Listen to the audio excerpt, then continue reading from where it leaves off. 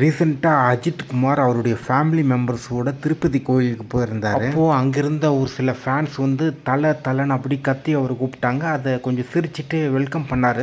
அதே சமயத்தில் உடனே அந்த மாதிரி கத்தாதீங்க, வாய்ஸை லோவர் பண்ணாங்க அப்படின்ட்டு ஹேண்டு சிக்னல் கொடுத்தாரு. இந்த மாதிரி க்ரௌடடான பிளேஸில், பப்ளிக் பிளேஸில் வந்து இந்த ஃபேன்ஸுங்கெலாம் வந்து பயங்கரமாக கத்துறது, மற்றவங்களை டிஸ்டர்பன்ஸ் பண்ணுறது, டிராஃபிக் உருவாக்குறது, இதெல்லாம் வந்து பார்த்திங்கன்னா அந்தந்த நடிகர்கள், சூப்பர் ஸ்டார்கள் வந்து பார்த்திங்கன்னா அவங்க ரசிகர்களில் கண்ட்ரோல் பண்ணுற விஷயம் வந்து பார்த்திங்கன்னா ரொம்ப நல்லது. அண்டு அஜித் குமார் மூலமாக இது ஆக்சுவலி ப்ரூவன் ஆகிருக்கு. நிறைய தடவை நான் நோட் பண்ணியிருக்கேன். மற்ற நடிகர்களும் இதே மாதிரி ஃபாலோ பண்ணால் ரொம்ப நல்லது. முக்கியமாக தனுஷ், தளபதி விஜய், இவங்க எல்லாருமே. இதில் வந்து விஜய் வந்து அவருடைய ஃபேன்ஸுடைய க்ரௌடு பிஹேவியரை விஜய் கம்ப்ளீட்டாக கண்ட்ரோல் பண்ணியே ஆகணும்.